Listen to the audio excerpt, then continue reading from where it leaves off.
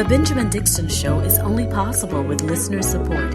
Go to www.thebenjamindixonshow.com to register for our blog and join the Progressive Army.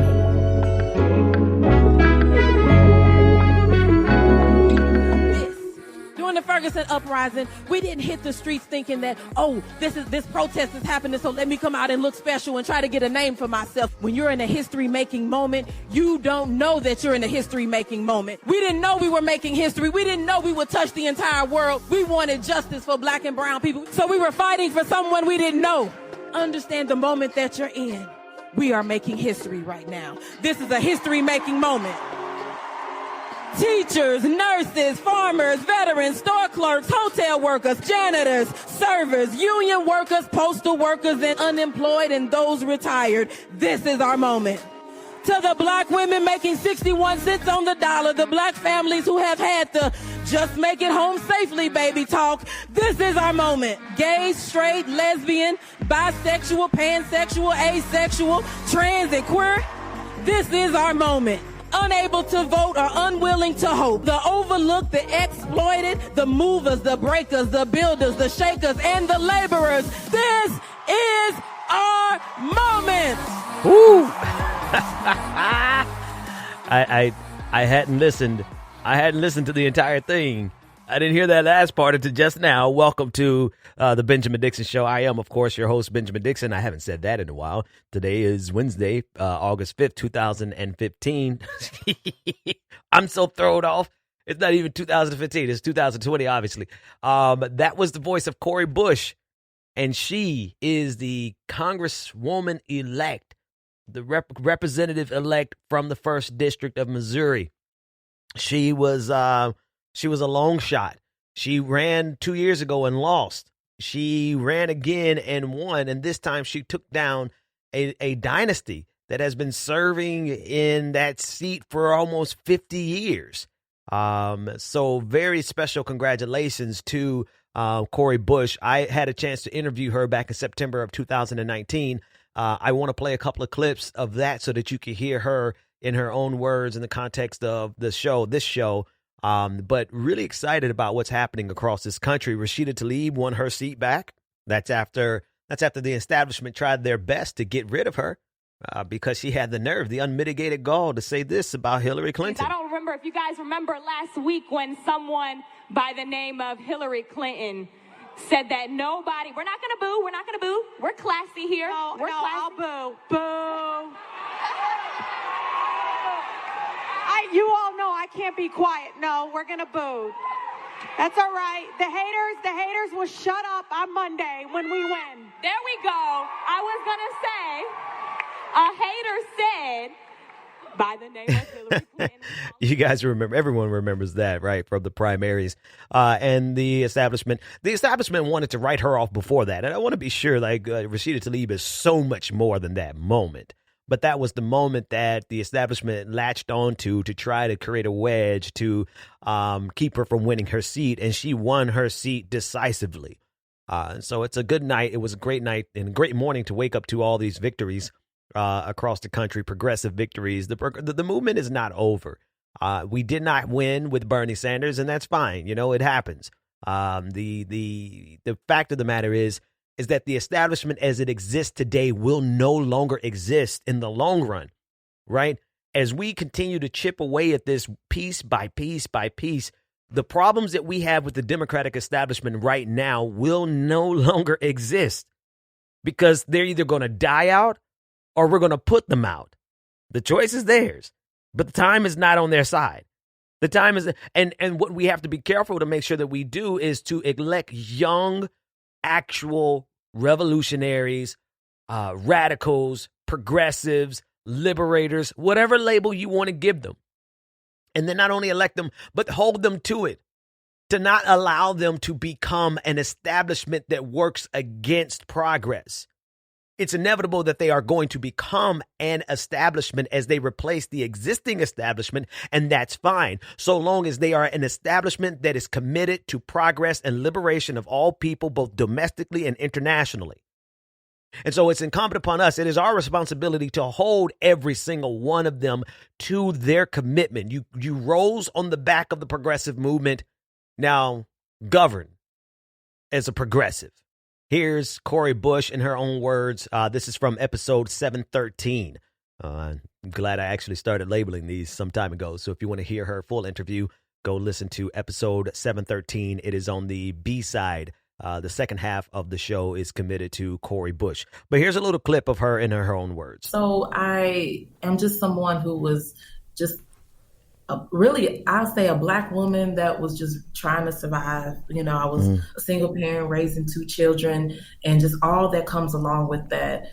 I just noticed that just because of my background, I grew up under politics. My dad has been in politics most of my life, but it was local politics. And so it's not like, you know, he was still just a regular person, just doing extraordinary work in the community. And I saw that firsthand, but I couldn't understand why somebody would want to do that and have all the darts thrown at him all the time that my dad would have, just trying to help people. And so I just said I would never do that. Ended up, I went the way of ministry, and so I did a lot of work in ministry. I did a lot of on the ground work. That's how my dad taught me boots to the ground. Right. And we were, so I would work with the unhoused population, work with in human trafficking. Nobody knew who I was. Nobody knew you know, really what we were doing. But then when Michael Brown was murdered, by that time, I was already ordained and consecrated a pastor, and I had my own church, and I took it to the street. And so I went out on the street and we had to see justice. And I went out, and it was about praying for people and then using my nursing background to help people. That's Cori Bush from episode 7. Did I say 719? No, it's episode 713. I had a chance to interview her. Super ecstatic that I got a chance to interview a future congresswoman. I absolutely loved the conversation that we had in that episode. It was centered around her faith and how her faith informs her politics. And we have so much in common. Both of us grew up in religious backgrounds. Both of us did a little bit of something in ministry to varying degrees. And both of our love for humanity, both of our commitment to humanity that was grounded in our faith led us to fighting in this political realm. And she has transcended beyond just fighting in this political realm to becoming the first Black woman congressman from the state of Missouri, if I'm not mistaken. So very special congratulations to Cori Bush, as well as to Rashida Tlaib winning her second victory. And I'm excited that, you know, Jamal Bowman is joining them. Mondaire Jones is joining them. The squad that was dismissed because it was just 4 of them in 2018 is now, it was like 7, 8 of them. They are winning their re-elections. Ilhan Omar is up next week, and I expect that she's going to win that race. And the thing about it is you have so many people who are ostensibly in favor of minority voices, who oppose these minority voices because of what they fight for. That's the critical difference. Because Cori Bush fights for a progressive agenda, because they're fighting for stuff like, and when we say progressive agenda, that's not, it may be a cliche, but there's real substance behind it. They're fighting for Medicare for all. They're fighting for a livable wage. They're trying to make sure that you could go see a doctor without going bankrupt. They're trying to make sure that you can have a livable wage and not have to live hand to mouth, check to check, right? They're fighting against American imperialism. They're fighting for an agenda that really goes against the establishment, the Democratic establishment's agenda. Let's just be clear. And so all of these people who claim to be in favor of women voices, they oppose Rashida Tlaib and Cori Bush, who've been in favor of minority voices. Well, they oppose Cori Bush, Rashida Tlaib, and now they're still after Ilhan Omar. And they only like, listen, let's just call a spade a spade. I don't even have to make build a major case around this. I could just say it straightforward because you know it's truth. This Democratic Party only appreciates your minority status so much as it can serve their financial interests, so long as it can serve the interests of their donors. And now we have a squad of people who don't give a damn about the Democratic establishment donors. They give a damn about the people.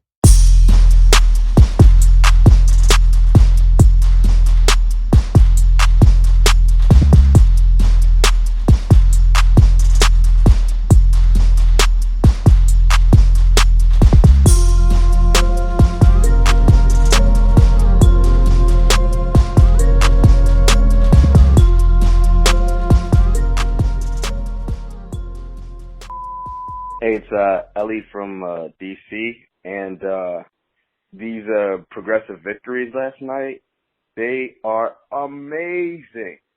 I mean, you know, especially Cori Bush, because she was the most important because she was a dark-skinned black woman from the Midwest winning on a progressive platform like Medicare for All, Green New Deal, especially going up against the black incumbent.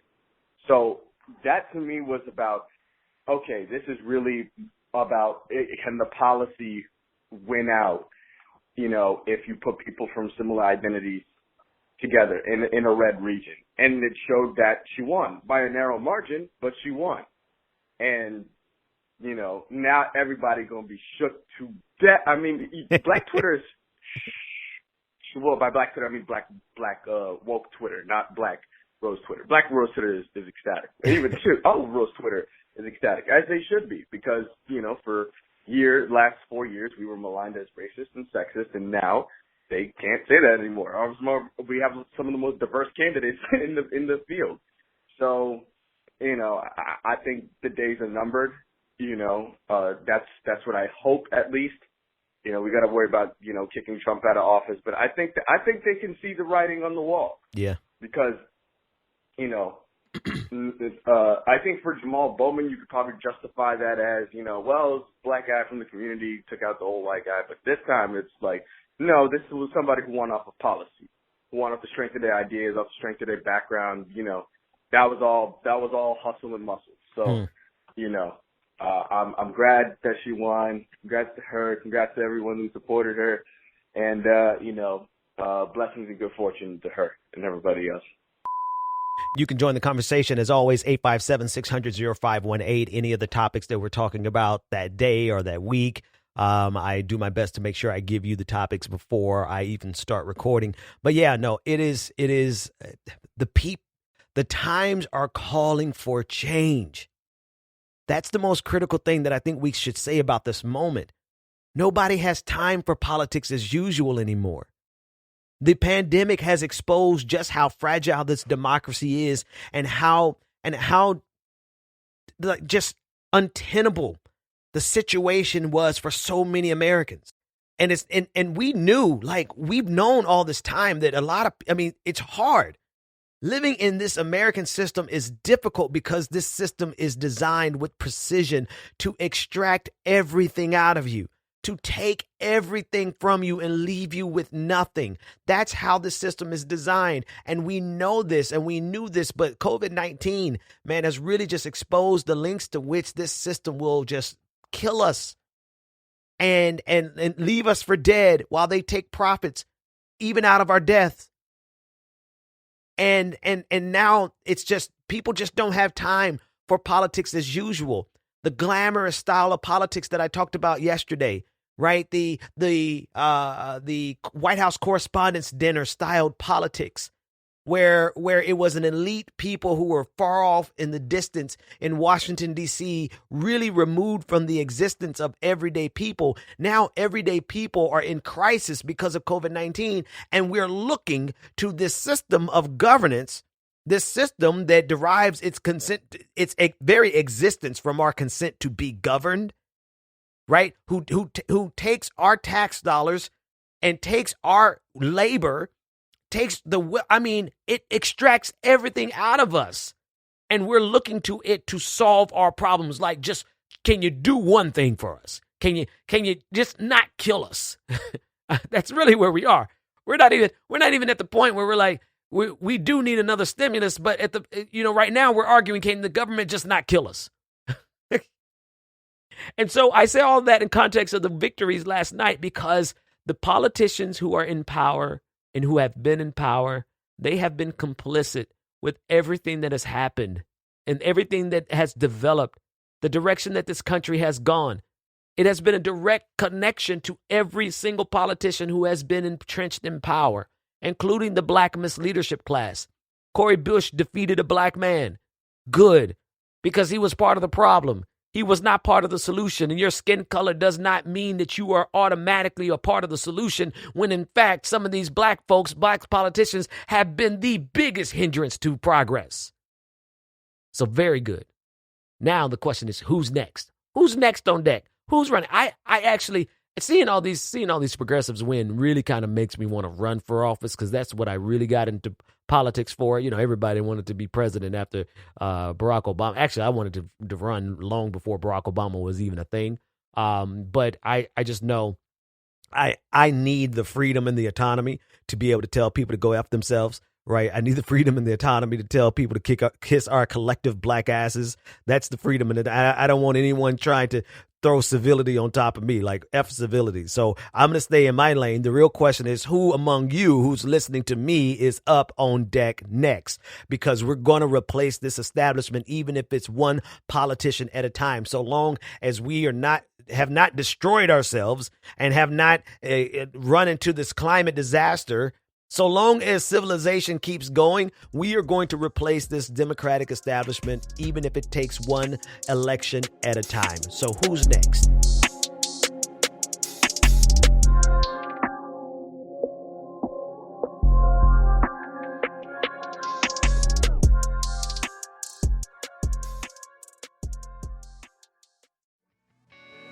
Welcome back to the Benjamin Dixon Show.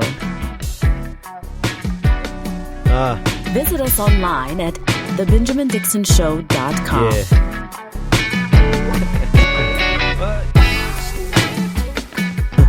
I love this. I love this next story.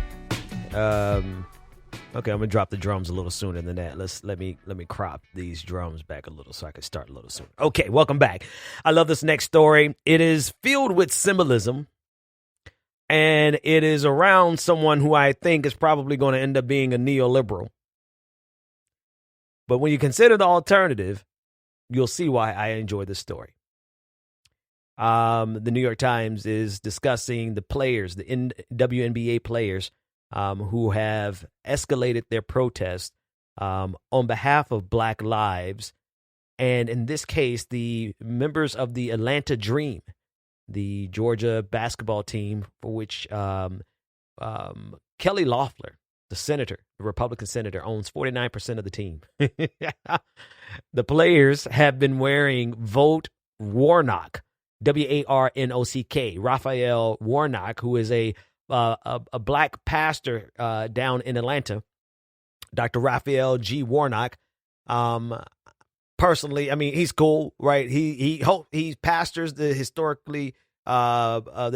black church that Dr. King used to pastor, and he's running to replace Kelly Loeffler. Now, listen, the shirts that they're wearing, Vote Warnock, they've been wearing Black Lives Matter shirts, and Kelly Loeffler is the worst. So it is a matter of symbolism, but this woman has to go. She is one of the individuals, and the only reason she's not on trial right now is because Donald Trump and his Justice Department is giving benefits to every one of their friends. But this is what Kelly Loeffler did. Back in January, she got an intelligence briefing about COVID-19. And immediately after she left that meeting, she traded stocks that she had that were going to be severely hit by COVID-19. So it's a clear case of insider trading, no question about it. But not only the insider trading, but the lack of concern that she had for human life. She had more concern in her position as the senator from the great state of Georgia. She had more concern about her profit margins than she did about the very lives of her constituents. Okay. And now in her plan to win, her strategy to win the state of Georgia, because she never won it in the first place, she got appointed. But her strategy to win the state of Georgia has been to sow discord, to attack Black Lives Matter. Her timeline is nothing but attacks on Black Lives Matter at this point. So she is taking something that otherwise we could just dismiss as pure symbolism. Right? Her basketball players, she owns 49% of the Atlanta Dream. They're wearing shirts that say "Vote Warnock," and they've been protesting on behalf of Black Lives Matter. And to a certain degree, these shirts are a huge statement. And I'm not sure that I actually am going to be impressed by how Warnock is going to govern. All of that remains to be seen. But what I can damn well tell you is that a person who does not care about the lives of her constituents enough to put that first above and beyond her crimes. I mean, I guess that's right. The fact that she was going to commit insider trading and that she did commit insider trading, I guess that it shows her character. She has to go. She absolutely has to go because she's robbing America with the information and her position and power. And she's using racism. She believes and thinks so little of the state of Georgia that she can win her way into the Senate seat through dog whistle racism. So anyway, Elizabeth Williams is one of the players, and this is what she tweeted out. She said, "We are WNBA players, but like the late, great John Lewis said, we are also ordinary people with extraordinary vision. Reverend Warnock has spent his life fighting for the people, and we need him in Washington. Join the movement for a better Georgia at warnockforgeorgia.com." And then the rest of the team is wearing, I don't know if the whole team, but this picture shows about 6 players wearing Vote Warnock. Again, this is the first time that I ever even mentioned Raphael Warnock on this show. I think he's an excellent pastor. The jury is out on what kind of politician he's going to be. But I tell you one thing, Kelly Loeffler has to go. There's no question about it. The sociopaths who literally put their profits over the lives of their constituents have to be chased out of Washington, D.C.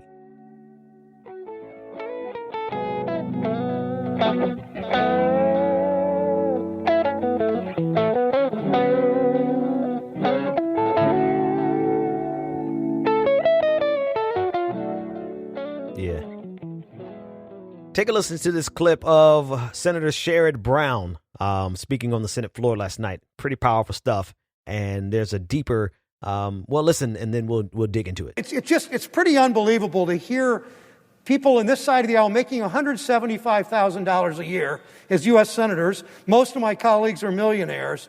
And they complain that these unemployed workers are getting $600 a week. They complain that these workers are getting too much money as we earn $175,000 a year. You know, I'm not really sure how Mitch McConnell has spent his summer. What I do know is that in May, the House of Representatives passed the HEROES Act. It helped local governments. It helped people stay in their homes so they wouldn't be evicted. It helped our public school system. It provided $600 to unemployed workers. The House did that in May. Now, I don't know what Senator McConnell's done since, through May, through June, through July, now into August. Last week, Senator McConnell finally came up with a plan. Does nothing to extend the $600 a week. It does nothing to keep people in their homes and help pay the bills. The last thing we should want is a tidal wave of evictions so that people go into crowded homeless shelters or sleep in their cousins' basements because they don't have a place to live. If they don't get the $600 a week, it will mean more of them go into poverty, more of them have trouble feeding their families. More of them will go to homeless shelters. It will only get worse if we don't step in. Absolutely. Absolutely the case. That's the case that I've been making for some time. And I hope that politicians will start making, if you don't take care of the people in this kind of situation, the people will rise up, right? The bare minimum that you can do to prevent rioting at this point is to open up the coffers and write some checks, period. Now, the thing that I've been trying to verbalize, and I think I've said it, but I've been trying to refine it, right? You know, that's the thing about this show and thing about Twitter and communication in general. It's like you refine your sentences and you try to get them as precise as you can, to say them as succinctly as you can. But I think I've got it. America profits off of our misery. There are too many industries in America that literally profit off of our misery.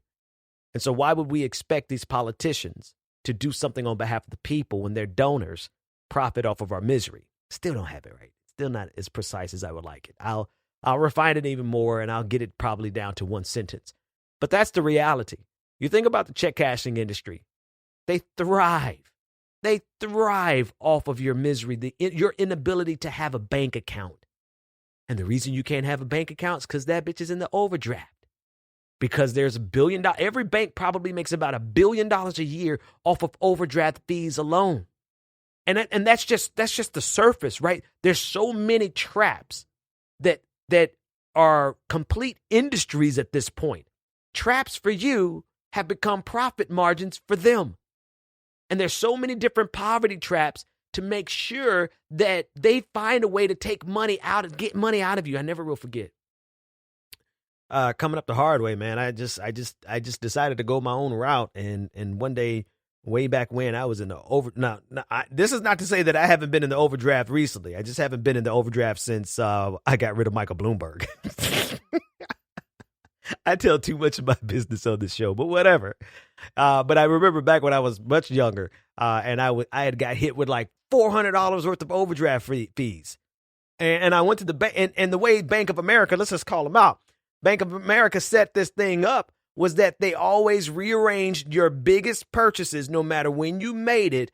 Their algorithm, if you paid your rent, on Tuesday and you bought a cup of coffee on Monday, they would rearrange that thing to put that rent first, and then everything else would get charged overdraft fees. So you'd be paying $35 for a cup of coffee.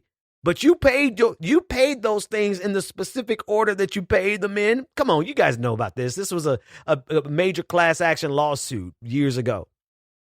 And I went to the bank and I had documented it. I'm like, look, this is what you do. This is how you've been manipulating my account. And this is why I can never get out of the overdraft, because you rearrange my purchases to make sure that you can maximize the overdraft fees. And you know what that person at the bank told me? She said, well, we got to make money off of you somehow. Folks, I'm saying all this in context of what Sherrod Brown was saying, because to them, $600 a week. No. Let me start that again. To us, $600 a week is like $30,000 a year. And that puts people in a better position than many of them have ever lived in.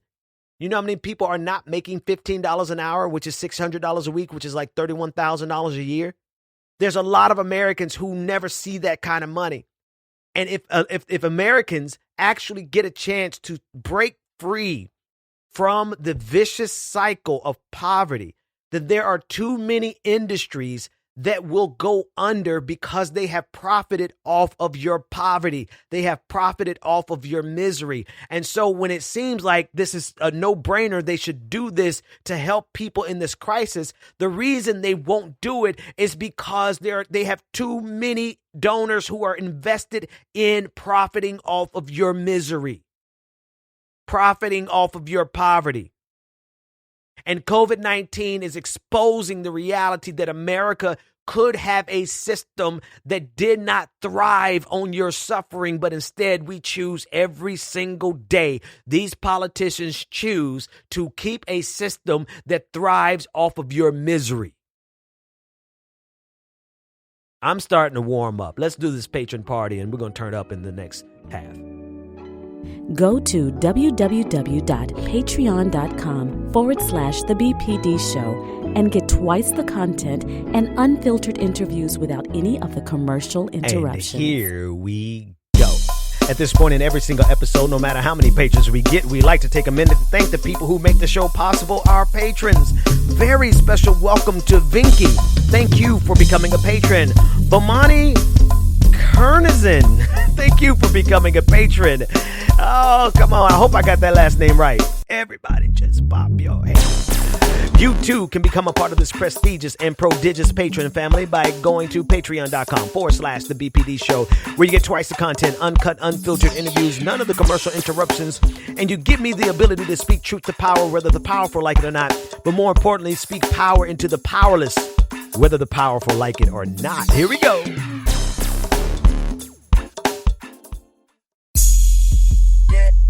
Welcome back to The Benjamin Dixon Show. Yeah. Visit us online at thebenjamindixonshow.com. Yeah.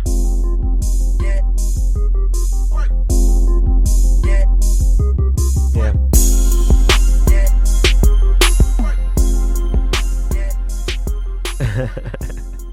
Welcome back.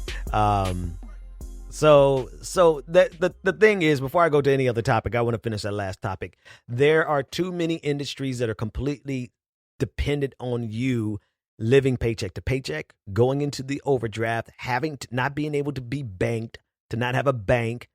They just depend on you, your suffering and your misery. The entire debt collection industry, forget about the debt itself. Think about the debt collection industry would not exist if people did not have debt. And to think, I mean, we're just used to this world that we live in now, but debt was not a major, the most debt that we had prior to the 80s, prior to the shift of moving our entire economy to a debt-based economy, was your mortgage. People had debt, but it was debt that was beneficial to them because they had houses. I mean, some of the poorest people in this country were able to, my folks were not wealthy. They were not rich, but they were able to get a home. And now you don't get a home, but you get the same level of debt. Think about all the student loan debt. I mean, there are entire industries that are founded and survive and thrive based on your misery, on your suffering. And the federal government knows this because the lobbyists from those industries stay in the halls of Congress, in the halls of the Senate every single day. They spend millions of dollars donating into campaigns, hundreds of millions of dollars donating to everybody's campaign, Democratic Party and Republican Party. Okay? Let's just be sure. I don't want people to look at this through the lens of partisanship. This is a bipartisan effort. The fact that America is rooted and thrives on your misery is a bipartisan effort, on your economic misery particularly. So anyway, the point is that the more COVID-19 exposes this, the more COVID-19 makes it impossible for the government to not take care of the people. This is what I mean. If they continue to ignore the people will rebel because they won't have anything left. They won't have any reason to try to sustain a system that has abandoned them in the middle of a pandemic. So the bare minimum that this government can do to prevent rioting is ultimately going to be to have to write more checks. But if they could find a way to avoid it, they would, because if you ever realize that this government is capable of doing more for you than it has done, then that fundamentally transforms the nature of our demand on this government. Let's get to some voicemails. Hello, this is Gage again from North Carolina and Elizabeth City. Like when Jamal Bowman won, essentially, just a very unfamiliar feeling. A fleeting feeling of what's that word I'm looking for? Hope. I have a little bit of that, and I honestly, especially with these times, economically, with the country going on, even some personal stuff, like not going so hot. So that we need W's like that, man. Yeah. Especially in the South. In Missouri. I don't mean to crack my voice or nothing like that, but weren't all these moderate liberals talking all that shit about how we can't win in the South with this kind of stuff? And yep. Yeah, here we are. Slowly but surely, man. But yeah, basically, we got. So you're saying there's a chance? All right, man. I appreciate the love. You take it easy. I wanted that one to play because my friend was like, in the South? I can't even get that high. How you get that high, bro? In the South. Cori Bush won in Missouri. Cori Bush, I mean, really think about it. Like, that's significant. And the fact that she won based on policy, and she won against someone in a part of the Black Miss Leadership class. The tide is turning, and the caller, you're right, man. It's okay. Have a little bit of hope. It's going to take a lot longer. One of the things that I interviewed John Nichols about from thenation.com, and I think I've repeated it. This is probably my third time repeating it on the show. He says that, we got to keep up our hope because there were people who fought for abolition who died before slavery ended. There were people who fought for the New Deal who died before it was implemented. People who fought for Medicaid and Medicare who died before it was implemented. But here we are. We have the opportunity. We have the opportunity to fight, and we got to do our part, and we got to pass on the baton, so we can't lose our hope. Next call. Hey, Benjamin. My name's Timothy Warner. I'm 25, and I live in Los Angeles. I've been a big supporter of Cori Bush ever since I saw that Bernie endorsed her. And after I was watching Netflix, she has a show that she was on called Knock Down the House. And seeing the passion of these progressive women trying to make a difference in their state and on a federal level, I was so moved. And the news last night of Cori Bush actually winning and upsetting a 50-year span of incumbents, I was put into tears because I saw her, I saw that side of her. I know that she lost and she came back and she won this time. So it's really powerful for the progressive movement. It just goes to show that people coming together is stronger than any corporate donations because money cannot outspend the people when we set our minds to it. That's right. Cori Bush led the protests in Ferguson after Mike Brown's murder. And now she's going to be the first Black congresswoman from Missouri. Yep. More progressives in Congress means more people fighting for me instead of trying to get rich. And that's why we're not going to stop until every seat is flipped. No corporate Democrat or Republican is safe. This movement is bigger than one party. This is the movement that will bring us the America that we can be proud of. We want Medicare for all. We want the Green New Deal. And Black Lives Matter. Word. Peace to you, brother. I hope you enjoy your day. And hope you have a great show today, man. Take care. Thanks so much for that call. I absolutely, that's it, folks. I mean, it was hard losing, to Joe Biden because of everything that Joe Biden represents. And we know we got to get rid of Donald Trump. It is what it is. You make your own decision. I know what I'm going to do. And that's not the conversation at this point is that the tide is turning. Things are changing. We are going to make a better America or we're going to die trying. We're going to fight back against this corporate dystopia that we live under, or we're going to die trying. I mean, what else is there? What else is, to just live a good life? There's not enough people living a good life for us to just sit back on our laurels and simply enjoy our own good life. I guess there's two type of people in the world. I'm sure. Okay, it's not categorical, but can I simplify it to make this point? Let me make an oversimplification to make a point. There's two type of people in the world: those who want you to have the same joy that they have, and those who don't want you to have it.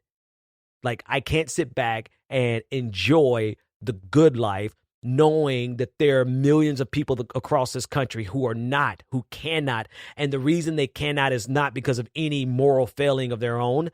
It's systemic. Poverty is systemic.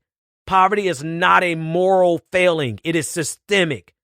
And if we have that knowledge and we have that ability to affect and change that, then shame on us to just sit back and enjoy the good life for ourselves and not fight for others. I want you to hear a little bit more of Cori Bush. We have this innate, like you said, this revolutionary spirit because it's like we've had to always fight. And what I'm seeing right now as part of my campaign is people are saying, forget trying to be a part of what somebody else is doing. Forget what we know about politics before. Cori, let's do it. Let's do it our way. Let's do our thing. Like, we want to see you be you and try to take that the same way AOC did it. You know, like she stayed herself and she took that right on in to Congress. So what can you do? Who can you be for us? And for me, I'm going in like, look, I do speak African American vernacular English, and that's going to be okay with them. Yeah. I do wear big earrings, and I wear my hair in braids, and they call it unprofessional. I'm going that way. I'm not putting on the suit. I'm putting on my jeans and my Cori t-shirt, and I'm going in that way because I look like the people that's on the street that I rock with, that I work, where I live, where I sleep. I'm going in with this same mentality as somebody who lived off of minimum wage, trying to raise 2 children, who lived out of a freaking Jeep. Because I did have a home, I'm going in with that. And so people are seeing that and they're grabbing a hold of it.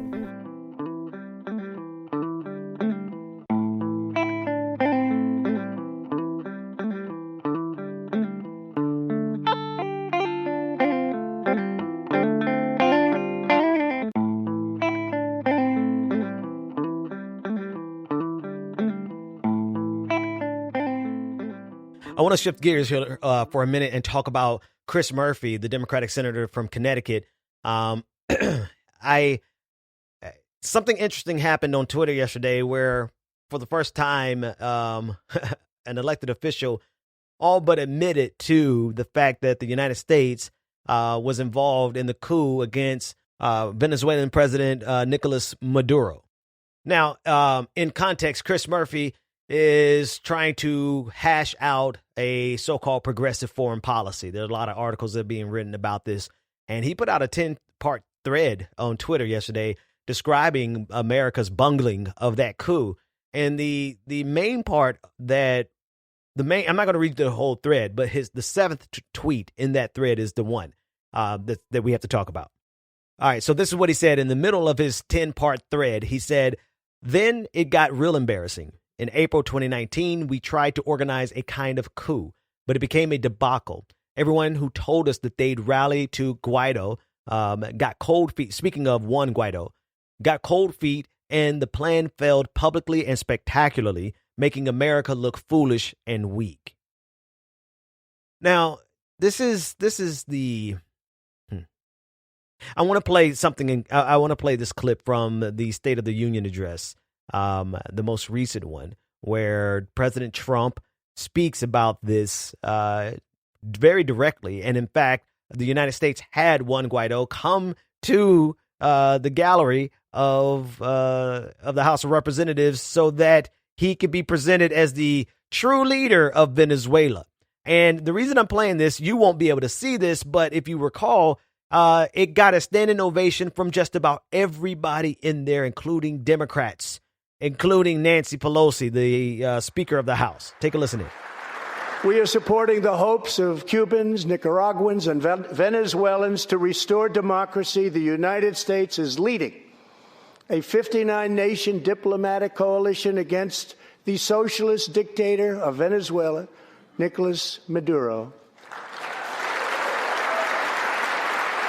Maduro is an illegitimate ruler, a tyrant who brutalizes his people.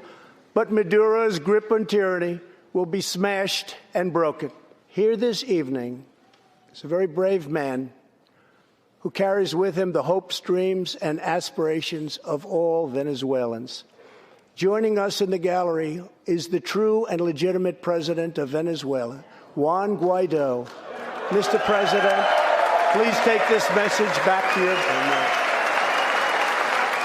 Please take this message back that all Americans are united with the Venezuelan people in their righteous struggle for freedom. Thank you very much, Mr. President. Okay, so the absurdity of it, the unmitigated goal of the United States, and now Chris Murphy, the Democratic senator from Connecticut, is admitting that this was nothing more than a coup. He says kind of a coup. I mean, I'll unpack this more in terms of what he's trying to accomplish in terms of a progressive foreign policy. But let's be sure there is no progressive foreign policy that has regime change in its toolbox, in its toolkit. Regime change don't work. And even when they do work, the rare occasion that they do work, it always causes blowback. And another thing, like in context of what President Trump was saying in that clip, it's never about democracy. Maduro was democratically elected. The problems in Venezuela, if I need to do an entire episode on it, we can. they're rooted not in the socialism. They're rooted in the socialism that they try to decry. It's rooted in capitalism. The fact that the price of oil dropped precipitously. It's rooted in the sanctions, the American sanctions on Venezuela, as well as the international sanctions on Venezuela. And at the core of it, we have seen this play out across history. America regularly attacks socialist-leaning countries that are providing a basic living for their people.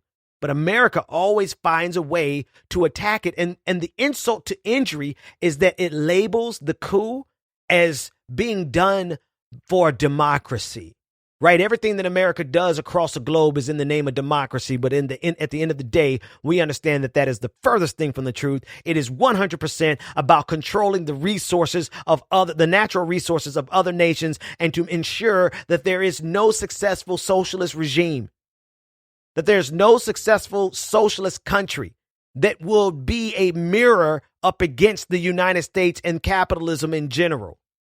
All right. So I'm going to deal with this a little bit more in future episodes, but it was just revealing to see Chris Murphy actually admit to this.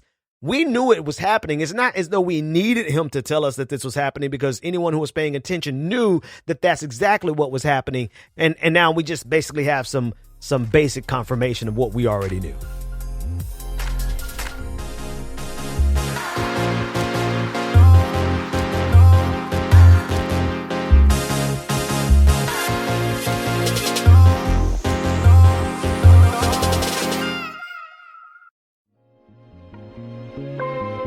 Welcome back to the Benjamin Dixon Show.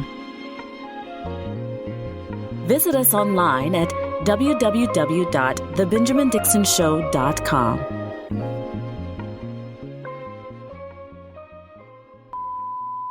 Hey, Ben, this is Will in San Diego, California.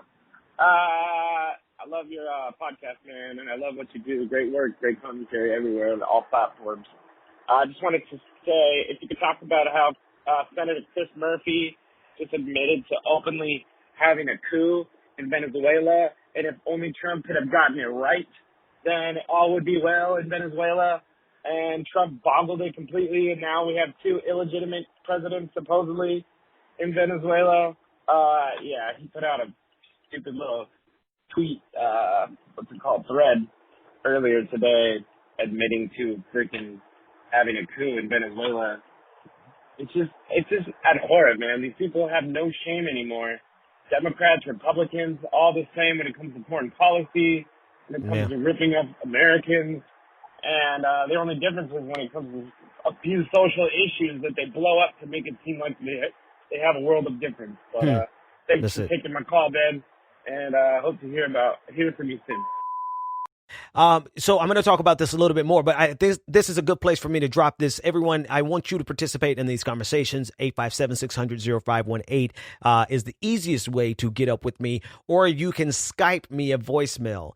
The Benjamin Dixon Show is the Skype name that you can send me a voicemail. That's an option so that we can get a better quality voicemails. There's new technologies out here. A couple people pointed out that they would love to have to be able to hear you a little more clearly. I understood everything that you were saying, though. I just felt like that was a good place for me to drop that in as a tangent. But check this out. There is no difference between the Democrats and Republicans when it comes to foreign policy. When it comes to the military-industrial complex, I will say that I want to give one major caveat here. I do not believe that Al Gore would have gone into Iraq. And that is a big enough difference for me to actually mention it, okay? There is a consensus. There is a foreign policy consensus that's driven by the military-industrial complex for which both political parties sign on to. And while we may only on occasion get someone like George Bush, who has the hubris enough to go into a nation like Iraq and just and to occupy it, that type of leader doesn't come every single election cycle. But we did have Democrats sign on to it, to approve it, to help push the propaganda. And I say this in context of the caller because there really is no degree of look at the votes. Look at the votes on the military budget. You get the that is the highest bipartisanship level that you're going to see at anything ever in this country.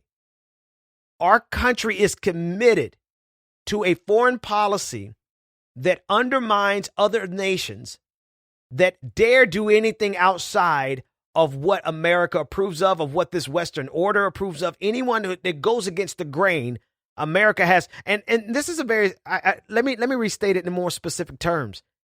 Anyone that doesn't agree to allow America to plunder itself, to plunder its natural resources.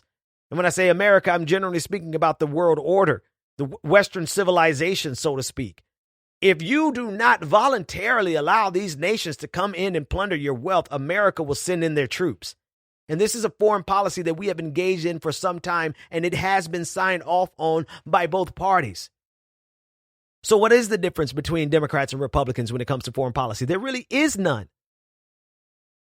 There really seriously is none. And I'm afraid that if Chris Murphy, if this is what Chris Murphy thinks is a progressive foreign policy, like I'm terrified of what they really would like to accomplish across the globe, right? If his interpretation of a foreign policy that is progressive includes the undermining of a legitimately elected regime, then what the hell are they talking about that's not progressive? What are the conversations that are happening? What are the plans that are on the table what are the plans that are on the table of the military industrial complex that are anathema to people like Chris Murphy? That's what I want to know. A lot of great voicemails. I want to hear a little bit more from you all. Let's take a listen in. Hey, Ben, this is Yusuf, aka Infinite Content on Twitter. My view right now is that every one of these Democratic incumbents should be shaking their boots, having seen not just two incumbents go down, but two committee chairs go down. They're not going to take us lightly anymore. They're not going to be like, oh, this is no. We're coming for their heads, and quite frankly, if they don't take us seriously, they have no idea what's coming for them in 2022. Anyways, that's it. Bye. My name is John Coffey. I'm from San Antonio, Texas. And to me, what the progressive victories from last night mean is we're basically witnessing a political realignment, not all that unlike the Reagan Revolution in the early 80s. The difference being, of course, the Reagan Revolution didn't have infighting from the party like the Dems seem to, like the centrists seem hell-bent on stopping progressives at all costs, whether it's blacklisting consulting firms or, whatever stuff we don't hear about that's going on behind the scenes. So I think it's a political realignment that's happening in real time that's moving a little slower than a lot of us would like, but it feels good. So... Absolutely. I like that. It's not moving as quickly as we would like. I wanted to play that one in particular because we can't be disillusioned. There are a lot of people who get into I am not trying to insult anyone. I've been heavy in politics. I don't even know. I wrote my first book about politics about 10 years ago. And so I was heavily involved in maybe 15 years. 15 to 20 years that I've been heavily involved in politics in one form or fashion. But there's something about when you put your emotional life into political campaigns and you lose, that's a level of disillusionment that kind of transcends however long you've been in politics. And the reason I'm saying this is because there are a lot of people who this is your first loss. Losing with Bernie Sanders was your first loss.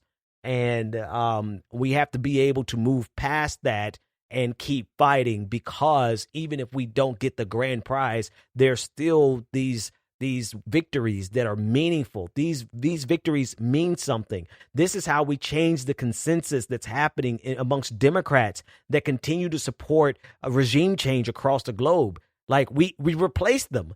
We replaced them. If you want these regime change wars and coups to stop, then we vote these politicians out and put in people who can hold the line and who can hold the line against the establishment and the conservative and neoconservative consensus until the reinforcements finally get there and we stop these types of actions happening. So these victories mean something, and even if it isn't happening as quickly as we like, we gotta keep fighting.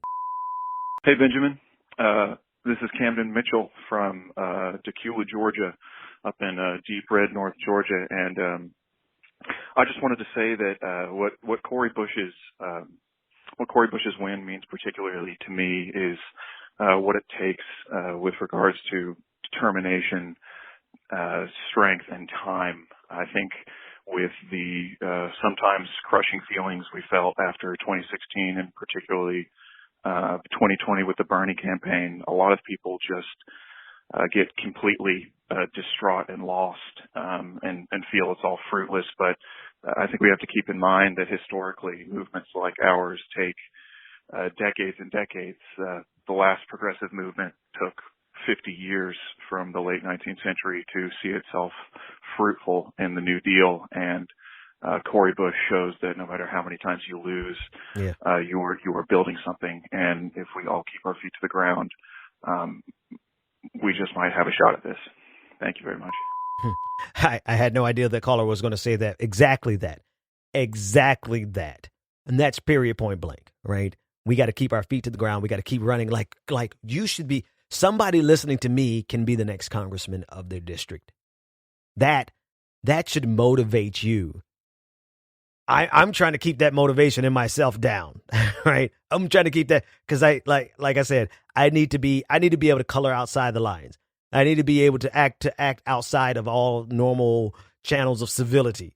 I'm the rabble rouser. I'm the one that needs to move the Overton window. Let me stay in this lane. That and it's just when this coronavirus is over, like we turn it up and we're gonna party for like a month straight. So I'm not cut for public office. I'm trying to convince myself. But the point is, you may be. We all, run. You got a 2-year head start. Start working on that thing right now. Start working on it and actually believe what you say. Don't just copy and paste Bernie Sanders' talking points and platform. No, dig into your person. I'm going to talk about this in the Patrons episode, really cutting to the core of who you are and knowing who you are enough that you will not be rattled by anything they throw at you is going to be critical in the victories that we need to come. Okay? So seriously, you should be excited. We can win. And us winning actually involves you. I would be so elated to know that somebody listening to me right now decided to run for office and became a congressperson. I don't care what your experience is. You're more qualified than the people. We would be better off if we got rid of every politician that's been up there more than 4 years, because I want to keep the squad. Get rid of every politician that's been up there for more than 4 years and replace them with random people off the street. I don't care about your pedigree. I don't care about what school you went to. That day is gone. Listen, when I really considered about running, when I really thought about running for office, I kept telling myself that my education wasn't good enough because we were in an era of politics where you had to go to the elite schools. That's gone. That's over. No more of that. The people who went to Harvard, they're screwing us over. The people who went to Princeton and Yale, they're screwing us over. And they created a system that benefits their class of people and not the regular ones of us who just went to the local state school. I went to Florida Atlantic University. The basic of basic school. Now, I squeezed I got every bit of education out of that school I possibly could. Shout out to my professor, Kevin Wagner, my American politics professor in my master's level. We had some of the most robust conversations that you can imagine. But in terms of what's on paper, it wasn't enough to run for office years ago because they wanted people who went to the top tier schools. We're past that generation now. That moment is gone. I don't care if you don't even have a college degree. If you understand the basic humanity of taking care of of creating a system that everyone can thrive. a system that you don't have to go to the top tier schools to thrive, but you can simply thrive because you're a human being. If you understand that, then you need to run for office. That's my music. That's my time. Patrons, stay tuned. We got another 30 minutes to go. Everyone else, patreon.com. If not, I'll see you next time. The Benjamin Dixon Show is only possible with listener support. Go to www.patreon.com/The BPD Show and support The Benjamin Dixon Show. If you like this episode, be sure to share, like, and subscribe.